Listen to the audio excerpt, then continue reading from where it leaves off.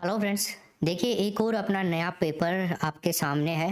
जैसे कि आप देख रहे हैं डेली ये पेपर्स आपके हो रहे हैं।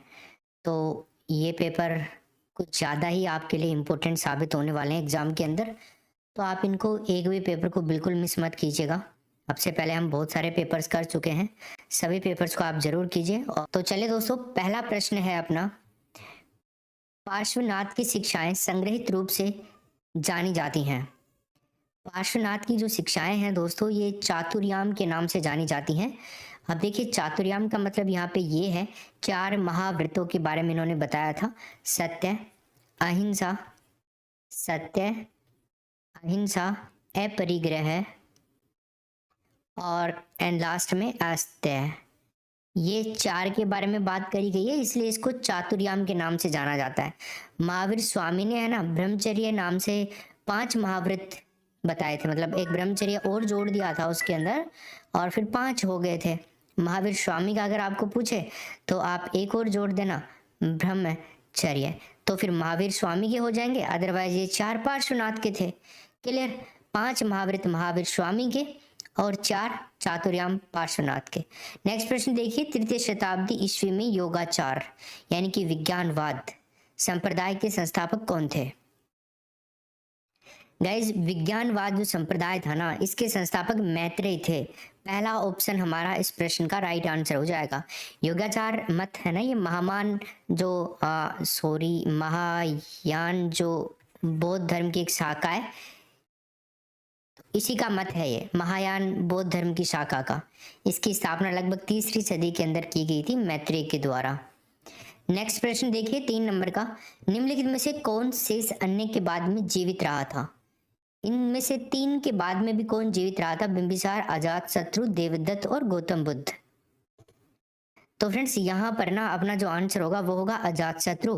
बी ऑप्शन हो जाएगा। अजात शत्रु ने महात्मा बुद्ध की मृत्यु के बाद में राजगृह की जो सप्तपर्णी गुफा थी, जिसके बारे में मैंने आपको बताया था, सप्तपर्णी गुफा,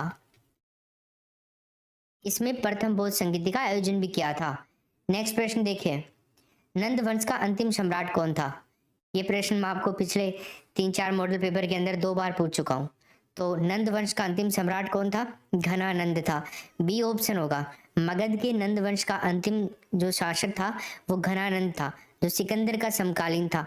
तो ये एक प्रश्न आपसे पूछा जा सकता है, बताइए निम्न में से किसका समकालीन था ये? तो सिकंदर का समकालीन था। यूनानी जो लेखक थे ना, उन्होंने घनानंद को एक नाम से पुकारा था, अग्रेमीज के नाम से। यूनानी लेखकों ने घनानंद को अग्रेमीज कहा है। इसी के समय में भारत के ऊपर सिकंदर का आक्रमण हुआ था। चाणक्य के अपमान के कारण नंदवंश के पतन का आधार भी सुदृढ़ हो गया था, मतलब कंफर्म था, और चंद्रगुप्त मौर्य ने घनानंद की हत्या करके नए राजवंश मौर्य वंश की स्थापना करी थी। प्रश्न संख्या नंबर 5 में जरा उत्तर बताइए, मौर्य वंश का अंतिम शासक कौन था? क्वेश्चन संख्या नंबर 5 पूछ रहा है, मौर्य वंश का अंतिम शासक कौन था? 5वें नंबर के प्रश्न में अपना आंसर हो जाएगा बृहद्रथ, पहला ऑप्शन। ठीक है ना, बृहद्रथ हो जाएगा। बृहद्रथ के सेनापति थे पुष्यमित्र। पुष्यमित्र, इसने उसकी हत्या करके एक नए वंश का निर्माण किया था। कह सकते हैं कि नए वंश की नींव डाली थी, जिसका नाम था संगु वंश। ठीक है, चलिए अगला प्रश्न है अपना, ये आरबीएससी की 12th क्लास की बुक से लिया गया क्वेश्चन है। अगर आप चाहें तो जो इतिहास वाली बुक है 12th क्लास की, उसके पेज नंबर 23 के ऊपर देख सकते हो, ये क्वेश्चन आपको मिल जाएगा। अगला प्रश्न देखिए, गुप्त काल में विष्टि शब्द प्रयुक्त होता था, बताइए। विष्टि जो शब्द है ना, गुप्त काल में किसके लिए प्रयुक्त होता था? या तो भूमि अनुदान के लिए, या तो बेकार श्रम के लिए, या फिर कृषि मजदूर के लिए, या दस्तकारों के लिए। तो माय डियर फ्रेंड्स, यहाँ पर अपना आंसर होगा बेगार श्रम के लिए होता था ये। तो इसमें होगा हमारा B option right answer. Clear है भाई सभी को? अगला प्रश्न देखते हैं, शिलादित्य के नाम से किस शासक को जाना जाता है? बताइए, शिलादित्य के नाम से किसे जाना जाता है? राज्यवर्धन, हर्षवर्धन, प्रभाकर वर्धन या नरवर्धन? शिलादित्य दोस्तों हमारा आंसर होगा हर्षवर्धन। बी ऑप्शन हो जाएगा। हर्षवर्धन को शिलादित्य के नाम से भी जाना जाता है। जो चीनी यात्री हिनसोंग था ना, हेनसोंग, इसने अपने लेखों के अंदर हर्ष को शिलादित्य के नाम से भी पुकारा है। 8वें नंबर का प्रश्न देखिए, वर्मा में स्थित आनंद मंदिर का निर्माण किसने करवाया था? बताइए। क्वेश्चन संख्या नंबर 8 में आपको आंसर बताना है। जो चीज आपको चैलेंज करती है वही तो आपको चेंज करती है, ठीक है ना दोस्तों। आपको जो चीज चैलेंज करती है वही आपको चेंज करती है। अब आपकी स्टडी आपको कर रही है चैलेंज, और अगर आप इस चैलेंज को स्वीकार करते हैं और 2-3 बार एग्जाम से पहले रिवीजन कर डालते हैं, अच्छे से पढ़ाई करते हैं, तो ये आपको चेंज भी करेगी और आपकी ज़िंदगी को बहुत ही बेहतरीन बना देगी। 8वें नंबर के प्रश्न में हमारा आंसर क्या होगा? ऑप्शन नंबर पहला ज्ञान तीर्थ फर्स्ट ऑप्शन हो जाएगा। वैष्णव संप्रदाय से संबंधित था ये आनंद मंदिर। शेख सलीम चिश्ती की खानकाह कहाँ स्थित है? बताइए 9 नंबर के प्रश्न में शेख सलीम चिश्ती की खानकाह फतेहपुर सीकरी नंबर 1 ऑप्शन हो जाएगा। इनको है ना शेख उल हिंद के नाम से भी जाना जाता है। इनका एक और नाम है शेख उल हिंद। प्रश्न आपसे पूछा जा सकता है कि बताइए शेख सलीम चिश्ती का दूसरा नाम क्या है, तो ऑप्शन में आपको ये मिल सकता है। मुगल सम्राट अकबर के समकालीन थे और इन्हीं के आशीर्वाद से अकबर के जो पुत्र हुआ था सलीम, जिसको जहांगीर भी बोलते हैं, उसका जन्म हुआ। अगला प्रश्न देखिए 10 नंबर का। बीकानेर के राजा राय सिंह को राजपूताना का कर्ण किसने कहा है? बताइए।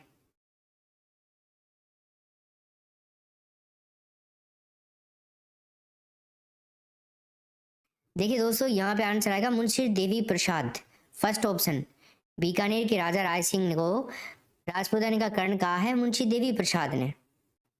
राय सिंह ने अपने प्रधानमंत्री करमचंद पंवार जो था ना, करमचंद की देखरेख में जूनागढ़ का जो किला था उसका निर्माण करवाया था, और वहां पर एक प्रशस्ति भी लगवाई थी जिसको राय सिंह की प्रशस्ति के नाम से जाना जाता है। 11 नंबर का प्रश्न है अकबर ने घोड़ों को दागने व हुलिया नोट करने की प्रथा कब प्रारंभ करी? बताइए। तो दोस्तों यहाँ पर आंसर आएगा 1574 के अंदर, 1574 ईस्वी के अंदर, ठीक है।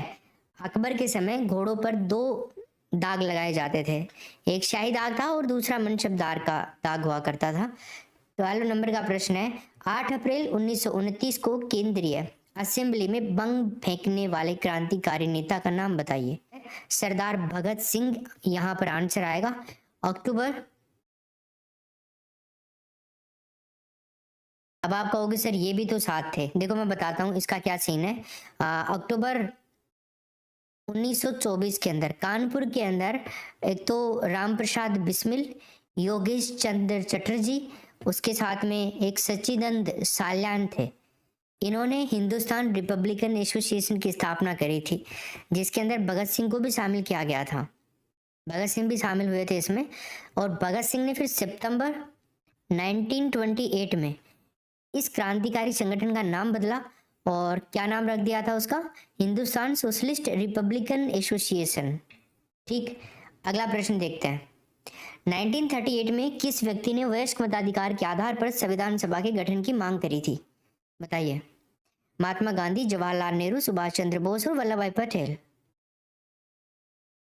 तो दोस्तों यहाँ पर उत्तर होगा जवाहरलाल नेहरू, बी ऑप्शन हो जाएगा। सरकार ने अप्रत्यक्ष रूप से संविधान सभा की मांग को सबसे पहले 8 अगस्त 1940 में अगस्त प्रस्ताव के माध्यम से लॉर्ड लिनलिथगो द्वारा स्वीकार किया गया था। नेक्स्ट 13 नंबर का हो गया। 14 नंबर का प्रश्न देखिए, मौलिक अधिकार एवं राज्य के नीति निर्देशक तत्वों के विषय में कौन सा कथन सही है? बताइए। कौन सा कथन सही है? वे एक दूसरे के पूरक हैं, वे परस्पर विरोधी हैं, उन दोनों में कोई अंतर नहीं है, या ये दोनों वाद या फिर वाद योग्य हैं? तो देखिए दोस्तों यहाँ पे आंसर होगा ये एक दूसरे के पूरक हैं, नंबर 1 ऑप्शन हो जाएगा। मौलिक अधिकार न्यायालय द्वारा परिवर्तनीय होते हैं, जबकि नीति निर्देशक तत्व जो होते हैं ना ये परिवर्तनीय नहीं होते हैं। साथ ही मौलिक अधिकारों की प्रकृति जो होती है ना वो व्यक्तिगत होती है, व्यक्तिगत, जबकि नीति निर्देशक तत्वों की प्रकृति सामूहिक होती है। नेक्स्ट प्रश्न देखिए, भारत के प्रत्येक नागरिक का कर्तव्य होगा प्राकृतिक पर्यावरण का संरक्षण एवं सुधार। उपरोक्त कथन भारतीय संविधान के किस अनुच्छेद में संदर्भित है? बताइए। क्या उत्तर होगा इसमें? आर्टिकल 21, 48, 51 और 56। तो फ्रेंड्स क्या आंसर हो जाएगा यहाँ पे? आर्टिकल 51A, तीसरा ऑप्शन। भारत के प्रत्येक नागरिक का कर्तव्य है कि प्राकृतिक पर्यावरण की रक्षा करें, उसका संवर्धन करें और प्राणी मात्र की सेवा करें, प्राणी मात्र के प्रति दया भाव रखें। 16 नंबर का प्रश्न देखिए, भारतीय संविधान में सामाजिक न्याय की स्थापना से संबंधित प्रावधान बताइए। सामाजिक न्याय, सोशल जस्टिस, तो क्या उत्तर होगा इसमें? ऑप्शन नंबर 16 में हमारा हो जाएगा, देखिए आर्टिकल 17, 18, 15, 16, 23, 24 उपरोक्त सभी होगा इसमें।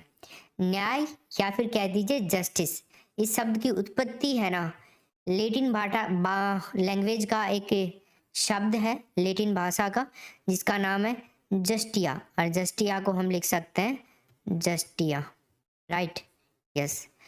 और इसका शाब्दिक अर्थ क्या होता है? जस्टिया का जोड़ना, जोड़ना या तो फिर बांधना, जोड़ने या फिर बांधने से संबंधित है ये, ठीक है। चलिए, तो यहाँ पे आंसर पूरे के पूरे हो जाएंगे, सामाजिक न्याय से संबंधित है।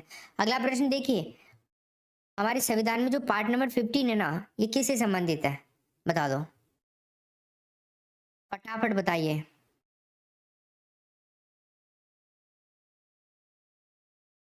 ओके, इसमें ना अपना जो आंसर होगा वो होगा पहला ऑप्शन, निर्वाचन आयोग हो जाएगा दोस्तों, निर्वाचन आयोग।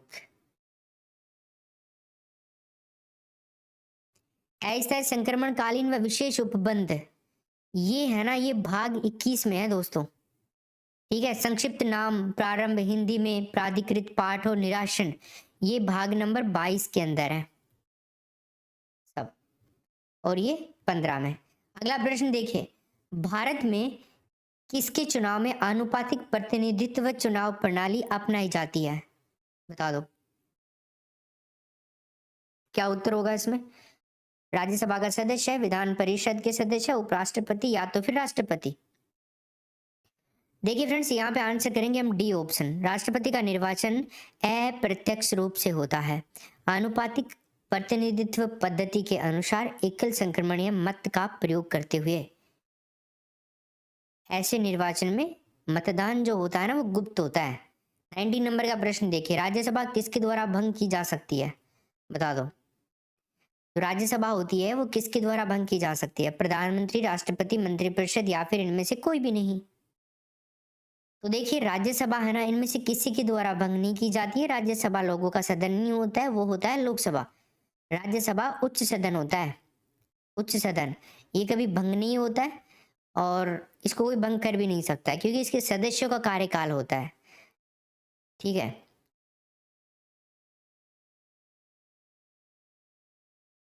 अगला प्रश्न देखते हैं 20 नंबर का, सर्वाधिक अध्यादेश किस राष्ट्रपति के काल में जारी हुए थे? बताइए। अध्यादेश जारी करने की शक्ति प्रेसिडेंट को होती है ना, और जो प्रेसिडेंट होते हैं ये किस आर्टिकल के तहत अध्यादेश जारी करते हैं? 1, 2, 3, 123 नंबर के आर्टिकल के तहत। अब आपको बताऊं मैं, फखरुद्दीन अली अहमद, इनके टाइम पीरियड में 35 टाइम सर्वाधिक बार अध्यादेश जारी हुए थे इनके काल में। डॉक्टर जो सर्वपल्ली राधाकृष्णन थे, लगातार 2 बार उपराष्ट्रपति और 1 बार राष्ट्रपति रहे थे, 2 बार उपराष्ट्रपति, 1 बार राष्ट्रपति। कार्यवाहक राष्ट्रपति के रूप में कार्य करने वाले भारत के मुख्य न्यायाधीश, न्यायमूर्ति, जिनका नाम था मोहम्मद हिदायतुल्लाह, तो ये भी नाम याद रखना। क्या थे मोहम्मद हिदायतुल्लाह? कार्यवाहक राष्ट्रपति के रूप में काम करने वाले भारत के मुख्य न्यायाधीश थे ये। नेक्स्ट प्रश्न, भारत में संविधान का संरक्षक किसे कहा गया है? बताइए। संविधान का संरक्षक, संसद, राष्ट्रपति, सर्वोच्च न्यायालय या फिर इनमें से कोई भी नहीं। तो दोस्तों यहाँ पर आंसर आएगा सर्वोच्च न्यायालय, तीसरा ऑप्शन। सर्वोच्च न्यायालय संविधान का रक्षक और कानूनों की अंतिम व्याख्या करने वाला देश का सर्वोच्च अपीलीय न्यायालय होता है। स्वतंत्रता से पहले इसे फेडरल कोर्ट के नाम से जाना जाता था, federal court. Next question 22 number का देखिए, किसी भी राज्य के मुख्यमंत्री पद पर सर्वाधिक दिनों तक आसीन रहने वाले व्यक्ति का नाम बताइए। गंगांग अपांग, ज्योति बसु, बीजू पटनायक या फारूक अब्दुल्ला। क्या उत्तर होगा इसमें, बताइए। ज्योति बसु, बी ऑप्शन होगा इसमें। पश्चिम बंगाल राज्य के मुख्यमंत्री पद पर सर्वाधिक दिनों तक आसीन रहने वाले व्यक्ति हैं ये। नेक्स्ट प्रश्न की बात करते हैं 23 नंबर का। निम्न में से कौन सा एक समय की प्राकृतिक इकाई नहीं है?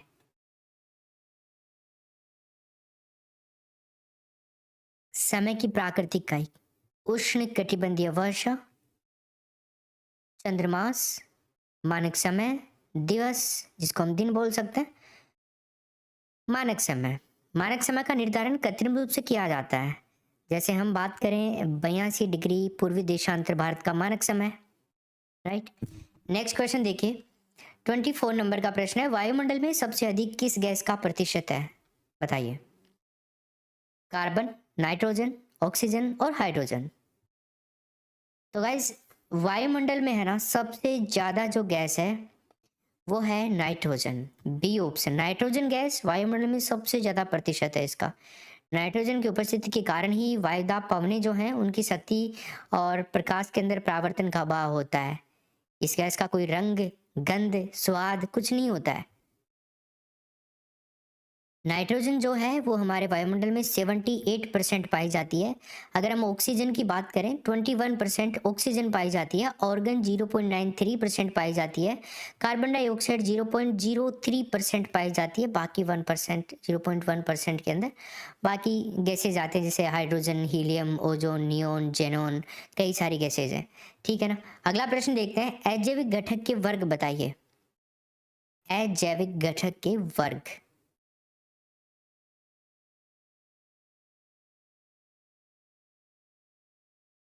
ओके, इसमें आंसर होगा 25 में डी ऑप्शन। सभी हैं अकार्बनिक पदार्थ, भौतिक वातावरण, कार्बनिक पदार्थ। आई थिंक बहुत से दोस्तों ने तुक्का भी लगाया होगा और सही लगा होगा, है ना भाई। पृथ्वी शिखर सम्मेलन का आयोजन किया गया था, बताइए।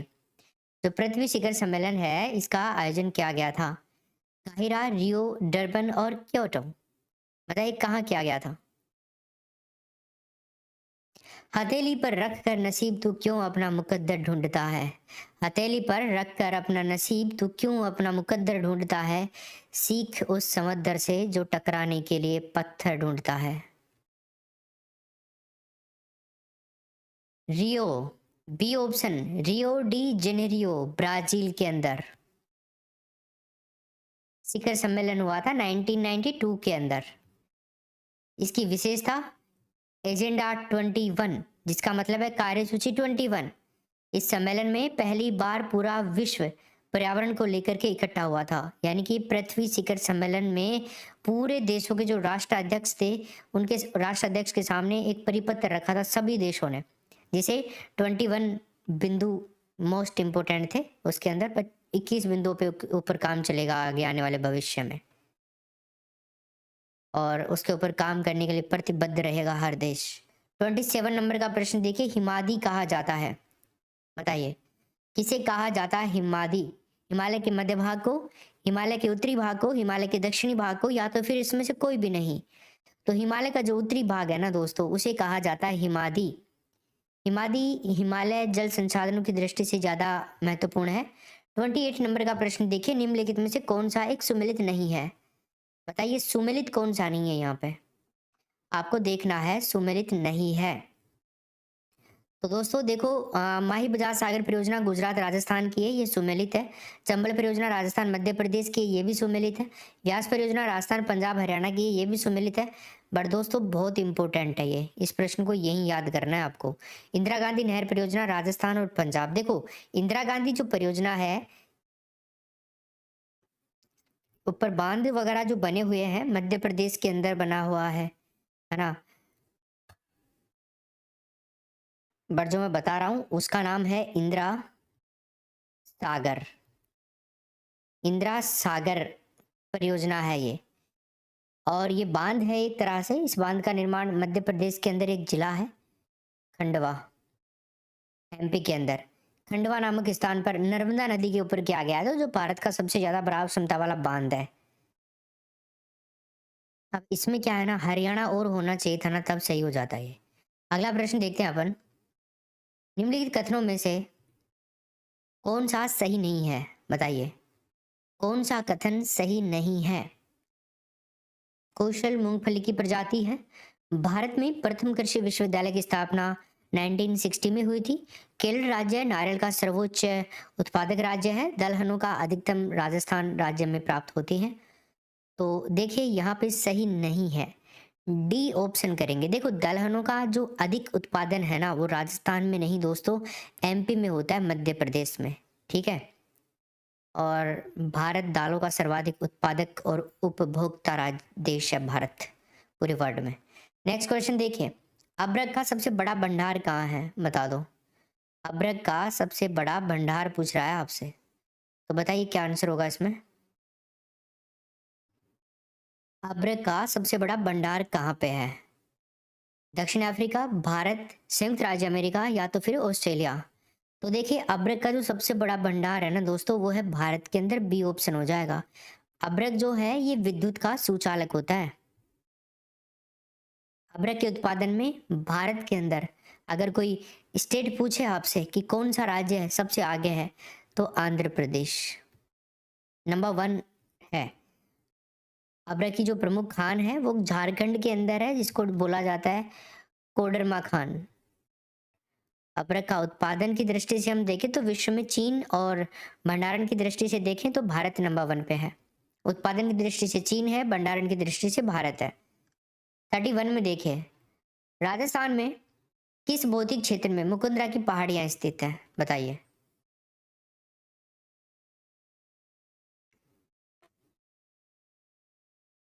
बी ऑप्शन होगा हाड़ौती पठार। मुकुंदरा की पहाड़ियां यही हैं, झालावाड़ जिले के अंदर और कोटा जिले के अंदर। बूंदी हिल्स भी हैं बूंदी जिले में यहाँ पे। सन 1994 में किसके द्वारा राजस्थान का विभाजन प्रस्तुत किया गया था? 1994 के अंदर। प्रोफेसर तिवारी और टोड, प्रोफेसर तिवारी और सक्सेना, कर्नल जेम्स टोड और सक्सेना और टोड। तो 32 में क्या उत्तर होगा गाइस? हमारा यहाँ पर आंसर ना होगा प्रोफेसर तिवारी और सक्सेना, बी ऑप्शन, ठीक है। यस, राजस्थान का प्रादेशिक भूगोल पुस्तक है ना, ये 1994 के अंदर प्रस्तुत की गई थी। इसमें राजस्थान के धरातल, जलवायु, नदी बेसिन, इन सबको आधार मान करके प्रादेशिक सीमाओं के साथ में समन्वित करके राजस्थान के जो प्रमुख कह सकते हैं गौण, तृतीयक, सूक्ष्म जो प्रदेश हैं उनके अंदर इसको डिवाइड किया गया था। चंबल नदी किस जिले से नहीं गुजरती है, बताइए। 33 नंबर का प्रश्न है, चंबल नदी कौन से डिस्ट्रिक्ट से नहीं गुजरती है? आंसर आएगा दोस्तों झालावाड़, बी ऑप्शन। देखो चंबल नदी राजस्थान के 6 जिलों से होकर गुजरती है, जिनके अंदर एक तो है चित्तौड़गढ़, फिर आता है कोटा, फिर आता है बूंदी, फिर आता है सवाई माधोपुर, फिर आता है आपका करौली, और फिर आता है लास्ट में धौलपुर। तो ये टोटल मिलाकर के 6 जिले हैं जिनसे चंबल नदी बहती है राजस्थान के अंदर। चंबल नदी की जो प्रवाह प्रणाली है ना, अगर आपसे पूछ ले किस प्रकार की है, वो है वृक्षाकार। इसका बहाव है ना दक्षिण से उत्तर की ओर है। अगला प्रश्न देखिए, काली मिट्टी को अन्य किस नाम से जाना जाता है, बताइए। काली मिट्टी को अन्य किस नाम से जाना जाता है? कपासी, चिकनी, वोल्टिसोल्स या उपरोक्त सभी। तो काली मिट्टी को कपासी मिट्टी भी कहते हैं, चिकनी मिट्टी भी कहते हैं। कण बहुत बारीक होते हैं तो चिकनी मिट्टी भी होती है, नमी की मात्रा काफी अच्छे से ग्रहण करती है, और इसको वोल्टिसोल्स भी कहते हैं। इसका मतलब आंसर होगा हमारा डी, राइट आंसर। इस मिट्टी के अंदर सबसे ज्यादा लोहांश पाया जाता है, लोहा तत्व की मात्रा सबसे ज्यादा लोहांश पाया जाता है। इसका रंग काला होता है।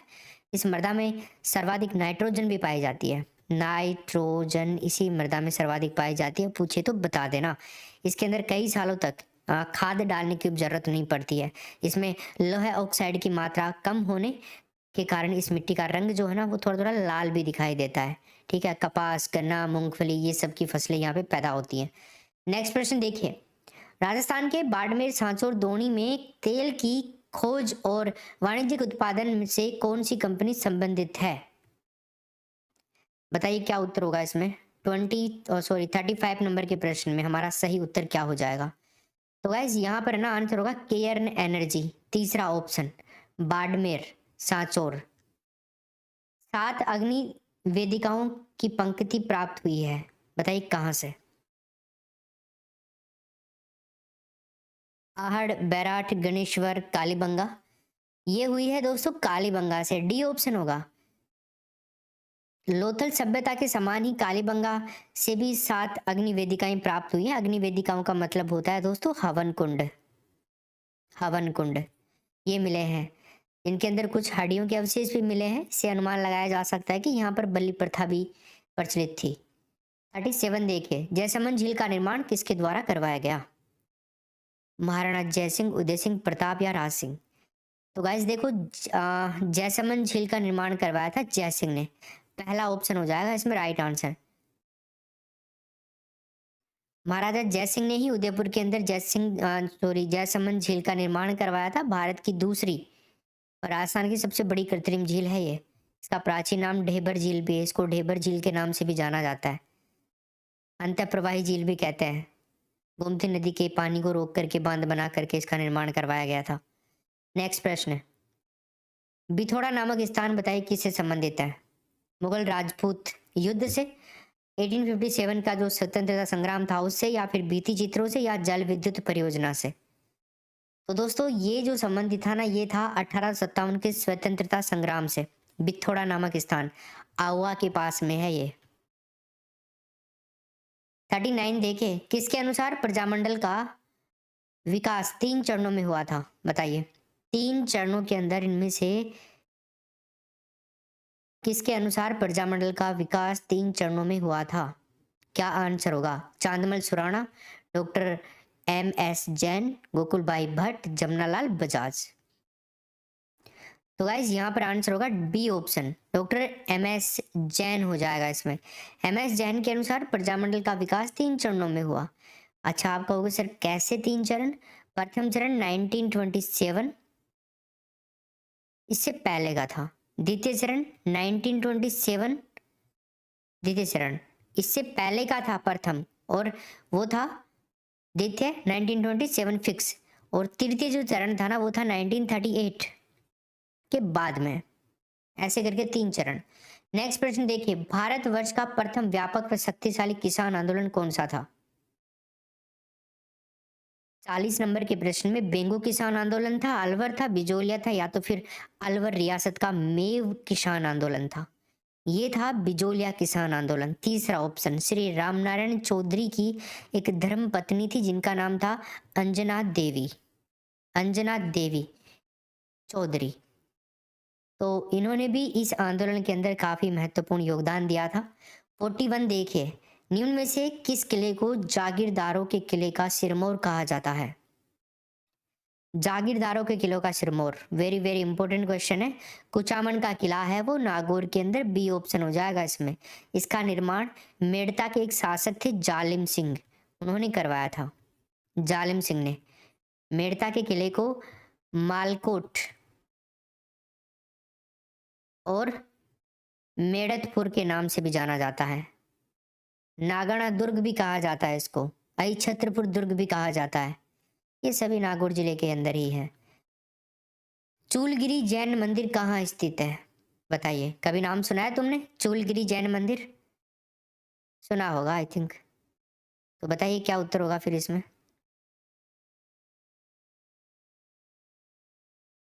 सोचने से कहाँ मिलते हैं तमन्नाओं के शहर मेरे दोस्त, चलना भी तो जरूरी है मंजिल को पाने के लिए।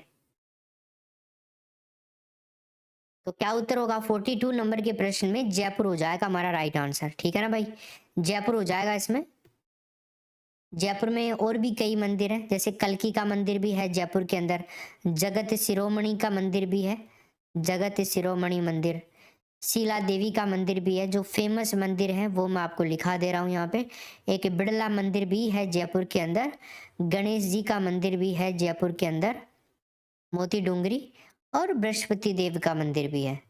तो इसमें डी ऑप्शन होगा। नेक्स्ट क्वेश्चन देखिए, गोपाल उदय हुक्मा जीवन चित्र कला की किस शैली से संबंधित थे? बता दीजिए क्या होगा 43 नंबर के क्वेश्चन में राइट आंसर।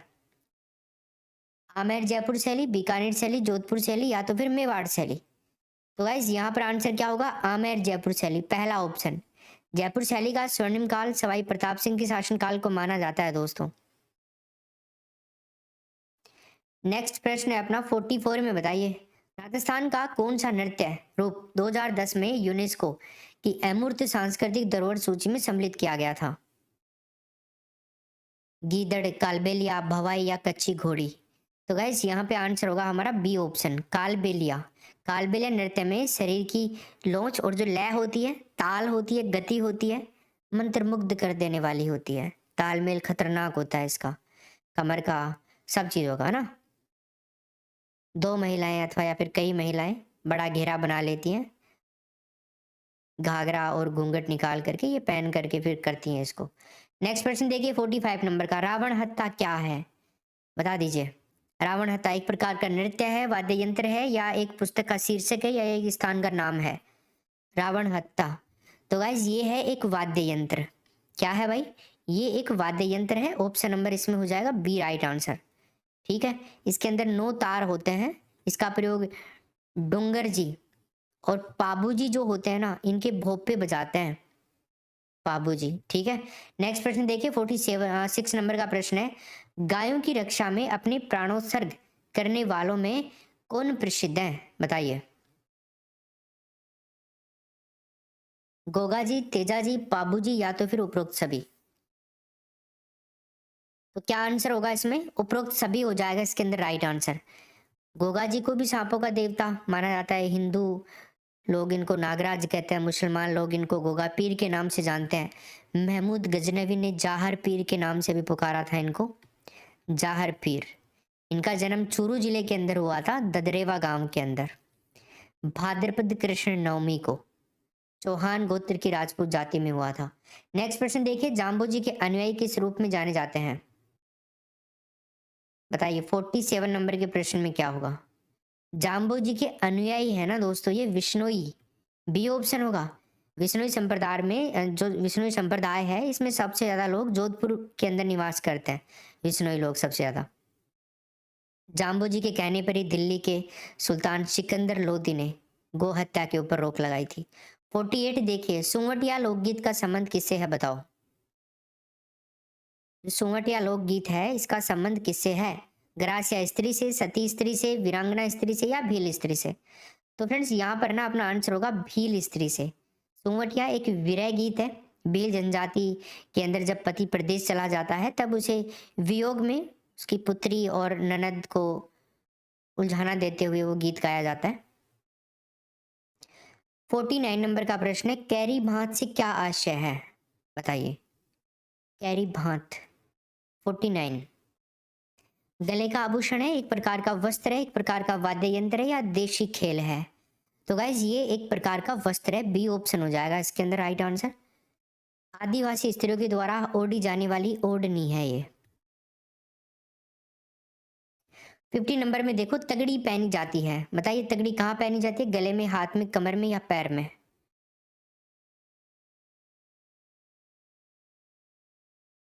देखिए दोस्तों, तगड़ी जो है ना, ये कमर के अंदर पहनी जाती है। तीसरा ऑप्शन होगा हाथ। हाथ के अंदर भी कई चीजें पहनी जाती हैं, जैसे चूड़ियां हो गई, पूछिया, बंगड़ी, बरेलिया, चूड़ा, गोखरू, कंगल, ये सब हाथ में पहने जाने वाले हैं। 51 देखें, सामाजिक अध्ययन से छात्रों में क्या होता है? बताइए। दक्षताएं विकसित होती हैं, बिल्कुल सही बात है। मूल्यों की प्रतिस्थापना होती है, ये भी सही है। नागरिकता की शिक्षा मिलती है, ये भी सही है। इसका मतलब हमारा आंसर होगा भाई डी ऑप्शन इसमें। ठीक है ना। 52 नंबर का प्रश्न देखिए, कक्षा में शिक्षक तथा छात्रों के मध्य संबंधों से किस प्रकार की प्रतिक्रिया होती है, यह किसने पता नहीं किया? मतलब इसके ऊपर काम किसने नहीं किया, कुल मिला के ये पूछ रहा है। एंडरसन ने किया था, मेगर ने नहीं किया, हेलन और कार्टर भी गुड ये भी है इसमें। इसमें आंसर आएगा बी ऑप्शन। नेक्स्ट प्रश्न देखिए, निम्न में से कौन सा अभिनयकरण प्रविधि का तत्व नहीं है? बताइए। अभिनयकरण प्रविधि जो है ना, उसका तत्व कौन सा नहीं है? कथावस्तु, पात्र, समय सीमा, उद्देश्य? तो दोस्तों यहाँ पर ना समय सीमा आएगा राइट आंसर। अभिनयकरण विधि के तत्व नहीं है इसके अंदर, तीसरा ऑप्शन आ जाएगा। नेक्स्ट क्वेश्चन देखिए, निम्न में से कौन सा सबसे उच्च प्रकार का चिंतन माना जाता है, सबसे हाई? तार्किक चिंतन, बी ऑप्शन होगा। जॉन डीवी ने विचारात्मक चिंतन को ही तार्किक चिंतन का नाम दिया है। नेक्स्ट क्वेश्चन है 55 नंबर का, व्यक्ति के पूर्व अनुभव किसके रूप में मौजूद रहते हैं, बताइए। व्यक्ति के जो पूर्व अनुभव होते हैं किसके रूप में मौजूद होते हैं, प्रतिमा के रूप में। तीसरा ऑप्शन हो जाएगा। प्रतिमा मतलब इमेजेस। तो इनका प्रयोग विषयों की प्रकृति के ऊपर डिपेंड करता है। 56 देखिए, पाठ्य पुस्तक के प्रत्येक पाठ के अंत में होना चाहिए, बताइए क्या। सारांश और प्रश्न बैंक, पाठ से संबंधित चित्र, ग्राफ की सूची, या फिर इनमें से कोई भी नहीं। तो फ्रेंड्स देखिए यहाँ पर ना अपना जो आंसर होगा वो होगा सारांश और प्रश्न बैंक, नंबर 1 ऑप्शन। बाइनिंग और बाइनिंग ने इसके लिए कोई एक स्टेटमेंट दिया था, वो मैं आपको बताऊं। उनका था कि सामाजिक अध्ययन की जो सामग्रियां होती है ना, एक ऐसा आधार प्रस्तुत करती हैं जिसके द्वारा वर्तमान विश्व को अधिक बुद्धिमत्तापूर्ण तरीके से विद्यार्थी को सामने स्पष्ट किया जाता है। अगला प्रश्न देखिए, किसी भी विषय में पाठ्यपुस्तक कैसी होनी चाहिए, बताइए। अभिभावक केंद्रित, प्रधानाध्यापक केंद्रित, अध्यापक केंद्रित या बाल केंद्रित। तो गाइज यहाँ पे आंसर होगा बाल केंद्रित, डी ऑप्शन हो जाएगा इसमें। पाठ्यपुस्तक का चुनाव करते समय ध्यान रखना चाहिए कि उसकी छपाई अच्छी हो, विषय वस्तु सुस्पष्ट हो, पूर्ण हो, पूरी हो।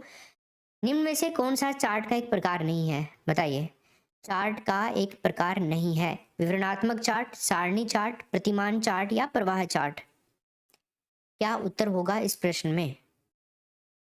तो गाइज यहाँ पे आंसर होगा प्रतिमान चार्ट, तीसरा ऑप्शन। संगठन सूचक चार्ट, संबंध सूचक चार्ट, वर्गीकरण चार्ट, ये भी चार्ट के ही प्रकार होते हैं। 59 देखिए, निम्न में से संप्रेषण प्रक्रिया का मुख्य भाग नहीं है, बताइए। संप्रेषण प्रक्रिया का मुख्य भाग कौन सा नहीं है। संदेश भेजना, संदेश बनाना, संदेश जांचना, संदेश लिखना। देखिए ये तो है, संदेश भेजना भी होता है, संदेश बनाना भी होता है, बट ये नहीं होता है इसमें। तीसरा ऑप्शन होगा, संदेश लिखना भी होता है। ठीक है, आगे चलते हैं। 60 नंबर का प्रश्न देखिए, ऐसी परियोजना जिन पर छात्र पहले कार्य कर चुका है, बताइए। उपभोक्ता परियोजना, समस्या प्रधान परियोजना, अभ्यासात्मक परियोजना, या फिर इसमें से कोई भी नहीं। तो क्या आंसर होगा इसमें। इसमें आंसर होगा अभ्यासात्मक परियोजना, तीसरा ऑप्शन।